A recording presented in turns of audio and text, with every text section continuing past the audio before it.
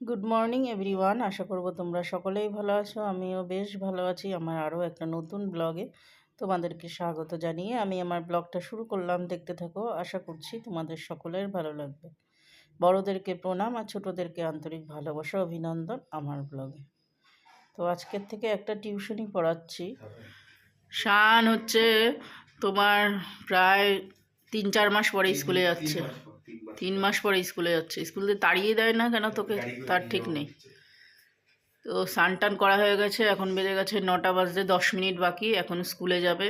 এই যে ব্লেজারটা এখানে ফেলে রেখেছে, এখনো বই গোছায়নি, প্লাস খাবারও খায়নি, প্লাস টাকাও নেয়নি। এই টাকা নে, গরুকে ধরো, আমাকে ধরো, ধরো, দেবে লেজ দিয়ে বাড়ি তোকে। লেজ দিয়ে বাড়ি দেবে তোকে। হাম্বা, হ্যাঁ হাম্বা, চলে আসো চলে আসো, গুঁতো দেবে। তো এখন যাচ্ছি বাজারে। আর তোমার এত ঠান্ডা লাগছে, মানে কি বলবো, জ্বর জ্বর মতো আসছে, ভালো লাগছে না।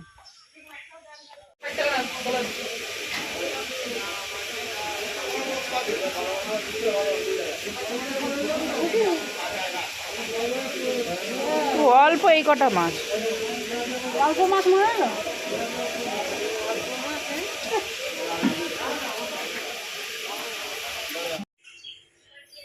তো আজকে কিনেছি পুঁটি মাছ। এখানে পুঁটি মাছ 500 আছে, তো একেবারে অনেকটাই ছোট ছোট। আজকে পুঁটি মাছ বাজারে অনেক ভরা ছিল, অনেক ছিল। আর আজকে মাছ বাজারে সেরকম ভিড়ও ছিল না। তো এই মাছে যেহেতু কেটে এনেছি না, ওর জন্য তোমার মাটি ফাটি থাকে, বাইরে গিয়ে ধোবো, বেসিনে ধুলে পড়ে না, বেসিনটা নোংরা হয়ে যাবে, ওর জন্য বাইরে গিয়ে ধোবো। তেল দেওয়া হয়ে গেছে, লবণ হলুদ মাখানো হয়ে গেছে, এবারে মাছগুলো ভেজে নেব। টিউশনি আমি অনেক দিন ধরেই পড়াই, বিয়ের পরেও আমি অনেক টিউশনই পড়িয়েছি। তো মাঝখানে ছেড়ে দিয়েছিলাম, মাঝখানে শানের তোমার 8, 9, 10 ছিল, মাধ্যমিক ছিল, ওর জন্য পড়াইনি। আবার আজকের থেকে শুরু করলাম। তো বাড়ি গিয়ে যদি পড়াতে হয় তাহলে তো অনেক স্টুডেন্ট পাওয়া যায়, কিন্তু বাড়ি এসে না কেউ পড়তে চায় না। আর তোমার ওই বাচ্চাটা পড়ে ক্লাস 1-এ পড়ে, প্রাইমারি স্কুলে। তো যাই হোক, জ্বর জ্বর এত লাগছে, মানে কিছু ভালো লাগছে না, জ্বরের মুখে কোনো কিছুই ভালো লাগে না, এতটাই খারাপ লাগছে। মনে হচ্ছে কি কেউ যদি একটু করে দিত তাহলে বেশ আরাম হতো। কিচ্ছু মুখে কোনো স্বাদই পাচ্ছি না।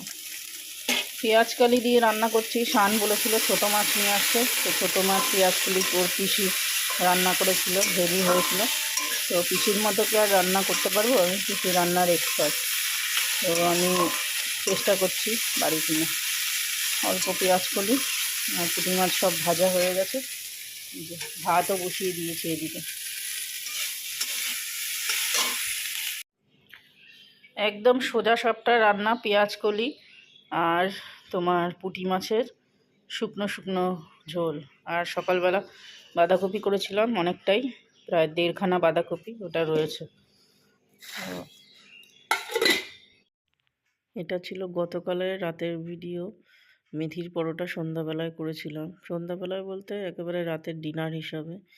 মেথি শাকটা ভালো করে ধুয়ে তারপরে লবণ দিয়ে আটার সাথে মাখিয়েছি, মাখিয়ে তারপরে এই যে একটা লেচি কেটে নিয়ে এবারে গোল গোল করে আটা দিয়ে একটুখানি বেলে নেব।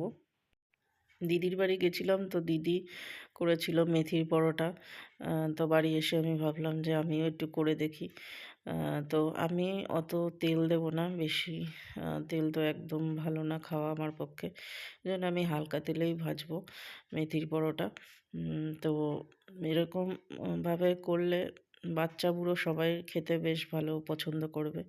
বাচ্চারা, যেই সমস্ত বাচ্চারা পছন্দ করে না এই শাক পাতা, সেই সমস্ত বাচ্চারাও এরকমভাবে খাবে।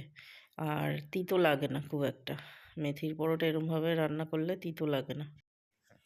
আর শীতকালেই দেখবা একটুখানি ভাজা পোড়া খেতে ইচ্ছা করে, গরমকালে তো একদমই গরমের জন্য এই সমস্ত খাওয়া যায় না। তো যাই হোক, দুটো একসাথে বেলে নিয়েছি হালকা তাওয়াতে অল্প একটু তেল দিয়ে সেঁকে নিচ্ছি। আগে রুটিটা ভেজে নিয়েছিলাম, তারপরে অল্প একটু সামান্য পরিমাণে তেল দিয়ে তারপরে করে নিচ্ছি।